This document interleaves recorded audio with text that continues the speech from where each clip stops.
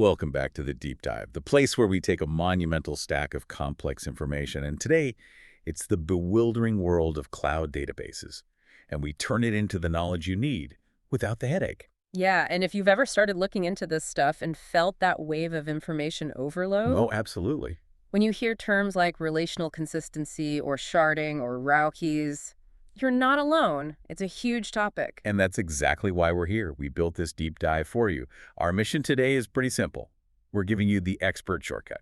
We've gone through a ton of real-world scenarios. We're talking everything from small internal apps all the way up to massive, high-volume game servers and global banking systems. And we're going to use those scenarios to explain not just what these cloud database services are, but way more importantly, why you would choose one over the other. This is all about navigating that core cloud database section of the landscape. And to make that journey a little easier, especially if, this is your first real look into these technologies, we need an analogy, something to make it all click. Right. We're going to compare data storage to different kinds of specialized facilities. Each one is built for a very specific job. We can start with the classic structure, the relational database. Let's call this the organized filing cabinet. Okay, I like that. Organized, rigid. Exactly. It's defined by its rigidity. Everything has an exact place, precisely what you'll find in drawer A, file B. It's maybe a little slow to reorganize, but it's incredibly reliable and it's guaranteed to be consistent. And on the other end of the spectrum. Then you have the world of flexible, massive scale storage. That's where NoSQL lives. We'll call this the specialty warehouse. So less about strict organization, more about volume and speed. Precisely. In the warehouse, items can be stacked or stored differently depending on how fast they're coming in and how quickly you need to get them out. You sacrifice some of the immediate, strict organization, but what you gain is monumental speed and the capacity to handle a literal fire hose of incoming items. Okay, so we're going to be unpacking these two big groups. Yeah. The consistency-first world of SQL and the scale-first world of NoSQL. And along the way, we'll clearly define all that critical terminology you need to know. Things like AC, replication, sharding, high availability, all the stuff you'll need to really understand this space. So let's get into it. When we talk about tradition and that rigid structure, those ironclad guarantees and databases, we have to start with the foundation, right? The relational database. That's the one. And the term you hear constantly here is SQL, which stands for Structured Query Language. And that name tells you everything. It's all about the structure. It really is. Your data is organized into these neat tables, rows, and columns, and critically, these tables have predefined relationships or links with each other. It is the perfect definition of the organized filing cabinet. I mean, if you're running a system where every customer record absolutely must link to specific order records. Or every financial transaction has to follow a rigid, predetermined schema. Right. You're living in that relational world. Yeah. That consistency and integrity. It's just non-negotiable for things like inventory management, accounting, user authentication systems.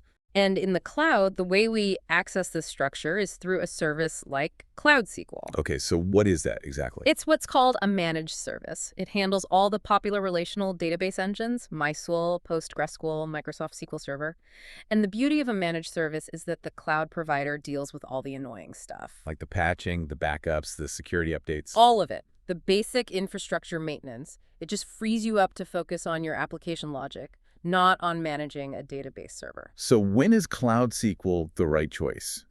The scenarios we looked at seem to point to a very clear threshold. They do. Cloud SQL is really ideal for applications that need that relational structure, need compatibility with existing tools, and this is the key part, when you anticipate the database size will stay under about 10 terabytes. That's a lot of data, but it's still in the realm of what you can manage with, let's say, traditional scaling methods. Exactly. Now, if your application is mission critical and most are just having a database isn't enough, you have to think about business continuity and high availability, or HA. And these two terms get confused all the time. Let's draw a really bright line between them. Okay. High availability, HA, is about keeping the system up and running, protecting you from small, localized failures. Think a single server crashing or one data center in a region, what we call a zone going dark. And disaster recovery, or DR. Disaster recovery, DR, is the big one. That's your strategy to protect you if a catastrophic event happens, like an entire geographical cloud region becoming completely unavailable. So let's start with HA. How do you actually implement high availability for Cloud SQL? Say you've got a single instance and you need to protect it against one of those zone-level outages. The sources are really specific on this. You must create a failover replica instance in the same region, but in a different zone. Okay, so a copy of your database standing by in another building nearby. That's a great way to think of it. If Zone A fails, the replica in Zone B can instantly take over the master role. Your service stays available with, ideally, just a tiny blip of downtime. Now, a lot of people might assume that just running their database in the cloud automatically makes it highly available. But you're saying that's not the case. What's the distinction between the cloud provider's resilience and what I need to do for my application? That is such a crucial point. The cloud provider guarantees that their physical infrastructure, the zone itself, is resilient, but they can't guarantee that your specific database instance will survive a zone-wide network failure unless you've architected for it. So HA requires that active replication. The cloud gives you the building blocks, but you have to actually build the HA house yourself. You've got it. It's an active process. That failover replica ensures the application layer sees uninterrupted service. Okay, that makes sense. So that brings us to the ultimate safety net, disaster recovery. What happens if an entire Google Cloud region just fails? A huge catastrophic event. Right. To meet a really strict recovery time objective, let's say you need to be back online within 15 minutes of a total region failure. Your architecture has to be spread out across continents. So you need more than just another data center in the same city. Much more. The sources specify that to get that level of DR, you need a Cloud SQL cross-region read replica combined with a global load balancer. Okay, let's unpack that. The cross-region replica makes sense, a copy of the database far, far away, ready to be promoted. But what's the specific role of the global load balancer in that strategy? Why is that piece so important? The global load balancer, or GLB, is the absolute key to minimizing downtime. It gives your entire application a single, fixed IP address that the world talks to, no matter where your database physically is. Because it's got a permanent address for your application. Exactly. When that primary region fails catastrophically, your script promotes the replica in the other region, and then it tells the GLB, hey, send all traffic over here now. The GLB instantly reroutes everything. Without it, you'd be stuck updating DNS records, which can take minutes or even hours to propagate around the world. That's a huge piece of the puzzle. Now, even with all this automatic failover setup, the sources warn about a really nasty problem. The replica promotion itself can fail. Your safety net can break right when you need it. And that's a nightmare scenario. Your primary is down, and the backup can't take over. So how do you prevent that? The only robust way is to implement routinely scheduled failovers. You have to practice. Like a fire drill for your database. That's exactly what it is. It ensures all the mechanisms, the replication links, the promotion scripts, the GLB routing, are all tested and proven to work under controlled conditions. It turns a theoretical guarantee into a reliable operational reality. Okay, beyond just keeping the system running, we also have to make sure we don't actually lose any data. We need what's called point-in-time recovery, or PITR. Correct.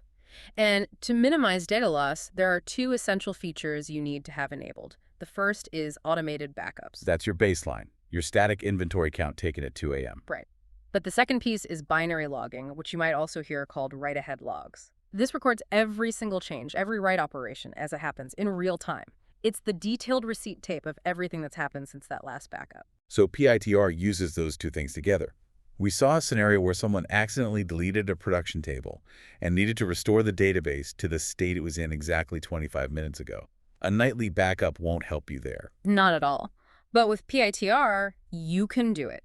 You tell the system to clone the instance to a previous timestamp. The system grabs that last nightly backup, and then it replays the binary logs chronologically, second by second, rewinding the database state to the precise moment right before the disaster. That's incredible. Okay, so let's talk about what happens when things go well. Your application is a hit, traffic is spiking, data is growing. We need to talk about scaling and performance management. Right. There are a couple of basic operational things you have to do. First, to handle data growth without having to manually intervene and cause an outage, you just enable automatic storage increase for the instance. Set it and forget it, basically. For storage, yes. But you can't forget about performance. You have to be constantly monitoring. And how do we do that effectively? The sources are really clear here. Set up Stackdriver alerts for two key metrics. First, CPU usage. Get an alert if it's consistently over, say, 75%. And second, and this is crucial for replicated systems, replication lag. What's that? That's the delay between when data is written to the master database and when it appears on the replica. If that lag gets too big, your HA protection is basically useless. Your failover copy is too far out of date. So if those alerts start firing, especially for replication lag, what's the ultimate solution before we hit that hard 10 TB wall with Cloud SQL? Well, you can try changing the instance type, making the server bigger, which is called vertical scaling. But if that's not helping anymore, the ultimate solution is to shard the database. Sharding. Okay, we need to spend a minute here because this is a really complex idea for a lot of learners. How does sharding work, and why is it the answer to replication lag? Sharding is a form of horizontal scaling. Instead of making one server bigger, you're splitting the data across multiple servers. Like taking one giant national phone book and splitting it into 50 smaller state-level phone books. That is the perfect analogy. If your single database is 10 TB, but you split it into 10 1 TB shards, two amazing things happen. First, individual queries get faster because each server only has to search a fraction of the total data. Makes sense. And second, and this is the key for replication lag, when a write happens, the master only has to replicate that tiny change to the replica for that one specific shard. It's not trying to keep a massive 10 TB ledger in sync anymore. But you mentioned it's a last resort. Why is that? Because it introduces a ton of complexity at the application level. Suddenly, your app has to know which shard holds which data. You have to manage transactions that might span across multiple servers. It's a fundamental re-engineering job. Which is why Cloud SQL is really preferred up to that 10 TB mark, where you can still get by with simpler scaling methods. Exactly. And that complexity leads us right into our last big point for Cloud SQL, a real-world migration scenario. We have an example of moving a 4 TB MySQL database from an on-premises data center into Cloud SQL with minimal downtime. And you can't just dump and load 4 PB of data. The application has to stay live. No way. It would take way too long.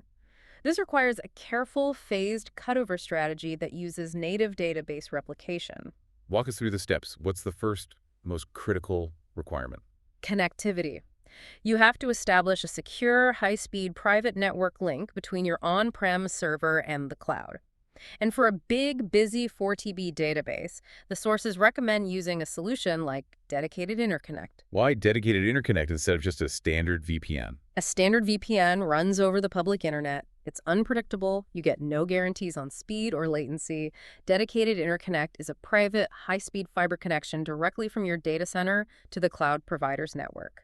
It's essential for moving that initial 4 TB baseline of data quickly and reliably. Okay, so you've built this high-speed data highway. Now the migration starts. Right. You set up replication, you create a replication configuration in Cloud SQL, and configure your on-prem database to start feeding data to it. The Cloud SQL instance becomes a passive, live, copy-or-read replica in the cloud. And you just let that run until it's completely caught up. Could be days, could be weeks. It could. And then comes the final cutover. The moment of truth. You confirm the replication lag is at 0. You briefly stop all writes to the on-prem application. This is your downtime window. And then the final step, you promote the Cloud SQL replica to a standalone instance. It's now the new master. And then you just point your application at the new cloud database and restart it. And you're done. Minimal downtime, 0 data loss. It's the gold standard for a big migration like this. So we've really established the world and the limits of Cloud SQL. It handles most traditional needs up to about 10 TB. But what if you need that same relational consistency, but at a global scale? That is the challenge that breaks traditional relational databases. They just can't maintain those strict ACD properties when they're spread across the globe. Which is where our next service comes in, a real piece of engineering.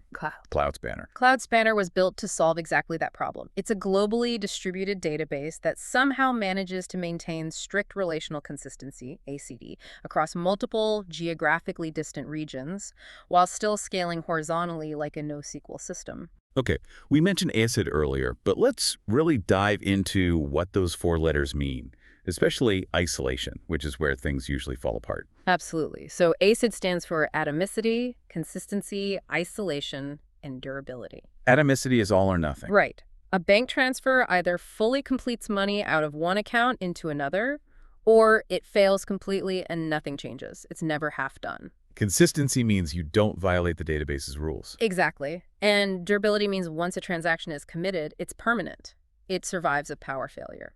And then there's isolation. This is a tricky one for global systems. It is. Isolation guarantees that even if a million transactions are happening at the same time, from the perspective of any single transaction, it looks like it's the only thing happening in the entire world. So no interference. No interference.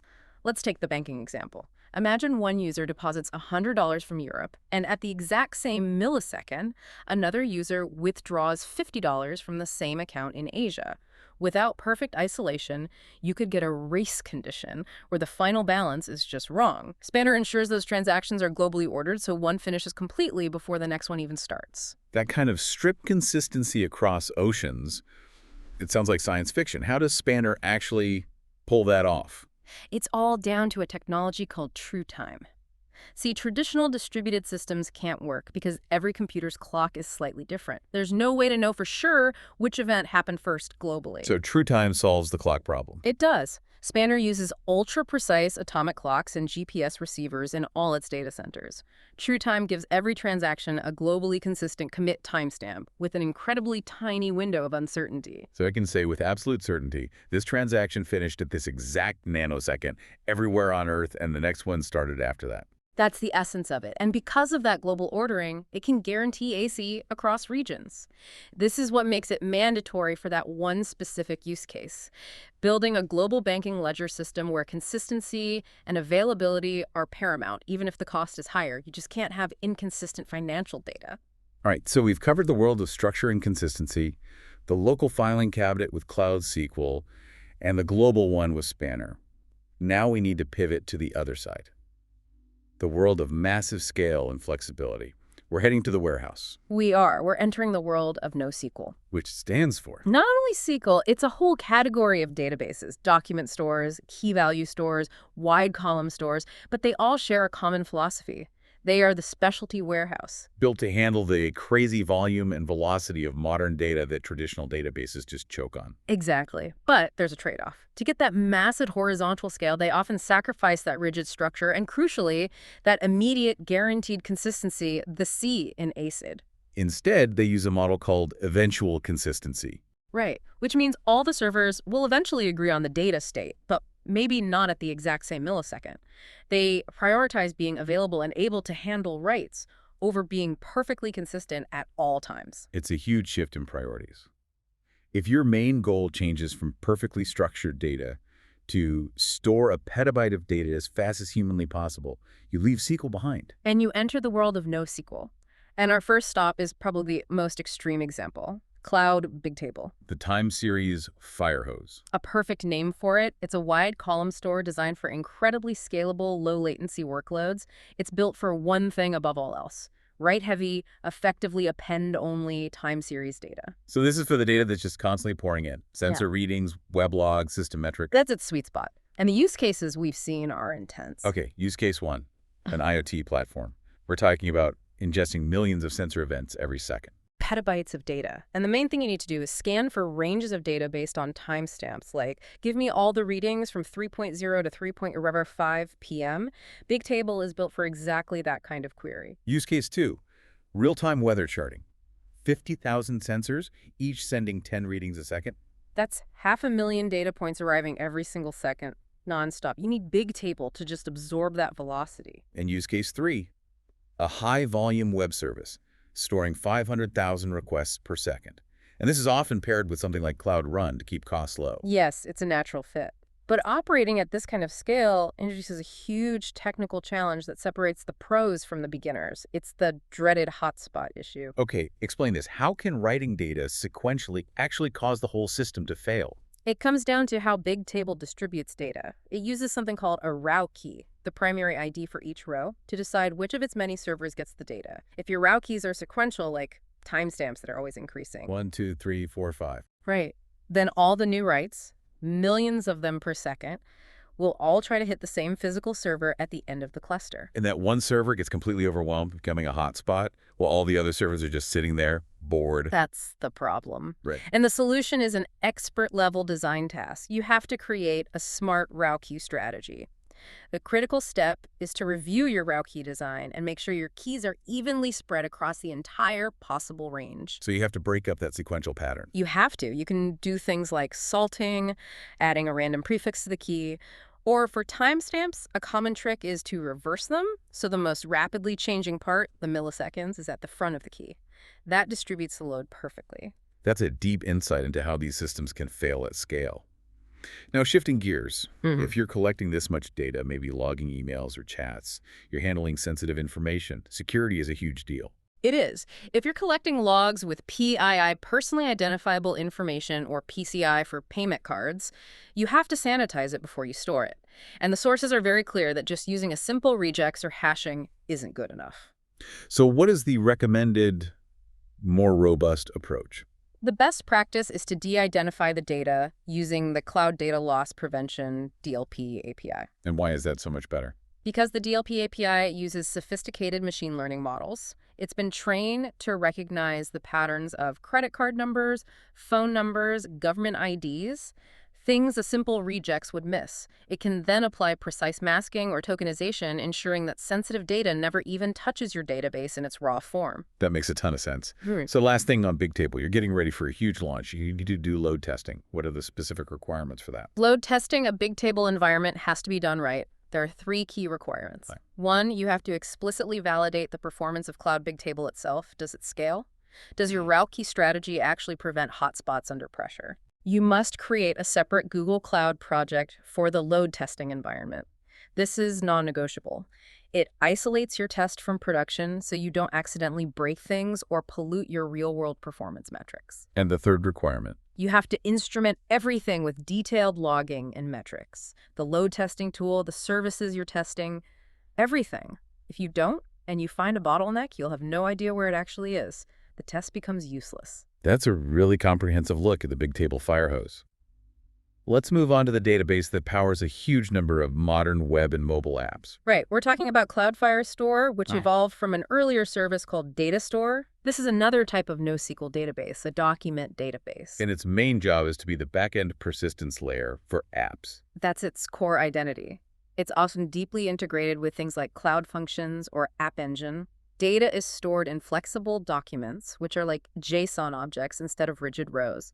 This gives developers huge flexibility. That flexibility is great for moving fast, but you still have to be efficient, especially on a mobile device where latency is everything.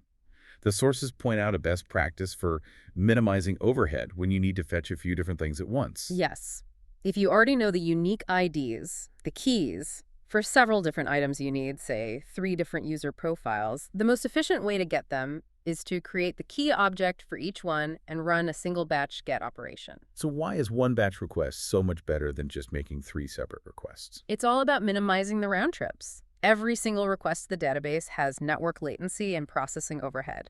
By bundling them all into a single batch operation, you make one highly optimized trip, which is significantly faster and cheaper than making 3 separate trips. Oh, makes sense. Now, because Firestore is a document store, it relies heavily on indexes to make queries fast. So back to our filing cabinet analogy. The index is the card catalog. Without it, the librarian has to check every single shelf, which is incredibly slow. Exactly. And if your application tries to run a query that requires an index that you haven't created yet, it'll just fail. A common error is when you need a compound index, say, for all users in California who are also subscribed. And how do you fix that? It's pretty straightforward. You define the indexes you need in a YAML configuration file, and then you run a command. Cloud Data Store create indexes, pointing it at that file. That tells the database to build the necessary index so your queries can run efficiently. And it's worth noting that the tools are usually pretty good at telling you exactly which index you're missing, which helps a lot. Absolutely. But the one feature that really makes Firestore the go-to choice for modern mobile development is what we can call the offline advantage. This is a killer feature. It really is. The Firestore SDK has this incredible built-in capability for seamless offline data synchronization. So what does that actually mean for a user? It means a user can be on a plane or in a subway with no connection, and they can still use your app. They can write a new message, update their profile. All that data is saved locally on their device. Then, the moment they get connectivity back, the SDK automatically and intelligently syncs all those changes up to the cloud. That creates a much more resilient user experience. It's pretty much a mandatory feature for a modern mobile app. Totally agree. All right, so we've covered structured data with SQL and flexible, scalable data with NoSQL. But there are still a couple of specialized cases left. You have data that needs to be incredibly faster than any disk or data that's purely for massive scale historical analysis. This is where we get into our specialized tools. Let's start with speed, sub-millisecond speed. When you hear the word sub-millisecond latency, you're no longer talking about disk-based systems. You're talking about in-memory data stores or caching. And that's where Cloud Memory Store comes in. So this isn't the filing cabinet or the warehouse. This is the cache register. I love that. It's the items you need right this second, instantly. If the filing cabinet takes seconds to retrieve something and the warehouse takes milliseconds, Memory Store is aiming for microseconds. Speed is everything. And the key use case for this is something dynamic, constantly changing, that needs an instant readout. Yes, the perfect example from our sources is building a real-time gaming leaderboard. This data structure needs sorted sets and very frequent atomic updates. Speed is the only thing that matters, though you do still need persistence. The recommended service here is specifically Cloud Memory Store for Redis. Can we quickly contrast the two main options in Memory Store? There's Redis and there's Memcached. We should. They both offer that incredible speed, but they're for different things. Memcached is the simpler of the two. It's a pure key-value object cache. Great for just storing things like rendered web pages or the results of a database query to reduce load on your main SQL database. Simple, fast lookup. Exactly. Redis, on the other hand, is much more powerful. It's also a key value store, but it supports really advanced data structures like sorted sets, lists, and even geospatial indexes. Which is why you need it for the leaderboard, where you have to maintain a dynamically ranked list. That's right. Redis is the advanced, feature-rich choice for complex tasks like leaderboards, rate limiting, or even message brokering. Okay, our final topic. We need to set a really important boundary between these operational databases and the world of analytics. We have to talk about BigQuery. This is a crucial distinction to make.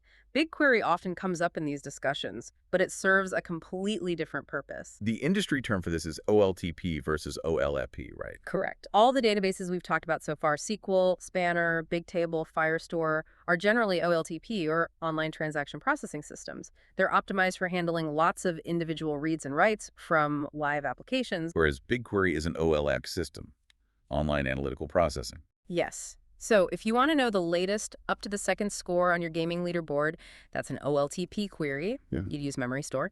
But if you want to know the average score across all 10 billion games played in the last 5 years, that's an OLE query. You'd use BigQuery. And it's optimized for that kind of massive scale analysis, not for quick single-row lookups. Precisely.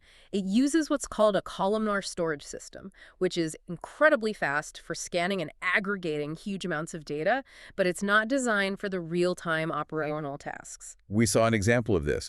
A company needed to monitor real-time KPIs from game servers with low latency.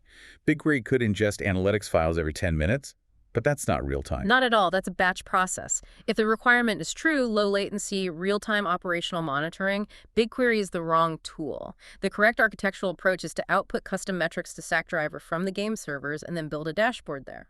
So it's an operational monitoring task which lives outside the world of BigQuery's analytical lab. Exactly. Or if the volume of those metrics was truly enormous, you might even use Bigtable for that, which brings us back to its operational role. That clarity on the boundary is incredibly helpful.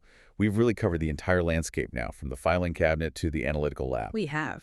Okay, we have successfully navigated the cloud database landscape. We started with the strict structure of SQL, went through the massive scale of NoSQL, and touched on the specialized speed of caching. Let's do a quick recap. A decision tree you can use based on your requirements. Let's do it. So first, if you need relational structure, guaranteed ACID transactions, and compatibility with classic tools, and your data size is manageable under 10 TB, you should be thinking Cloud SQL. That's your reliable, organized filing cabinet. And if you need all of that structure and AC consistency, but you need it enforced globally, across continents, at massive scale, even if it costs more, you must choose Cloud Spanner. That's your global banking ledger. Then, if your main requirement is handling petabyte scale, write-heavy, time series data, and throughput is more important than immediate consistency, it's Cloud Bigtable. That's your fire hose for sensor events and weblogs, just as long as you design those route keys carefully to avoid hotspots. If you're building a flexible backend for a web or mobile app, and especially if you need that killer feature of offline data synchronization, you're looking at Firestore. And finally, if the only thing that matters is sub-millisecond latency for things like leaderboards, caching, or session management, you need an in-memory solution like Cloud Memory Store. You'll use Redis for the complex stuff and Memcached for simple object hashing. It's so clear how every choice is just dictated by the requirements. It's always a trade-off. Consistency versus speed, structure versus flexibility. And as we saw with the Cloud SQL examples, achieving true business continuity is a real engineering challenge. It's not just about clicking a box. We talked about dedicated interconnects for migrations and global load balancers for seamless failover. Which raises a really interesting final question, something for you, the learner, to think about. We focused a lot on the technical resilience of these systems, like surviving a region failure with cross-region replication. But what happens when you manage data across international borders? How does that complicate not just the tech, but the security and compliance? That's a huge issue. The moment that data crosses a national border to live on a replica in another region, you've introduced a whole new layer of regulatory complexity. Exactly. What specific data sovereignty and privacy laws now apply to that data? Things like GDPR. And how does that non-technical context, the legal framework, end up influencing your purely technical decision of where to even place that necessary cross-region replica? That regulatory burden is the hidden operational cost of building truly global systems. The technology choice is only the first step. The legal context often dictates where that technology can actually live. A perfect thought to end on. We hope this deep dive has given you a really solid foundation and the confidence to go out there and tackle that next set of questions. We'll catch you next time.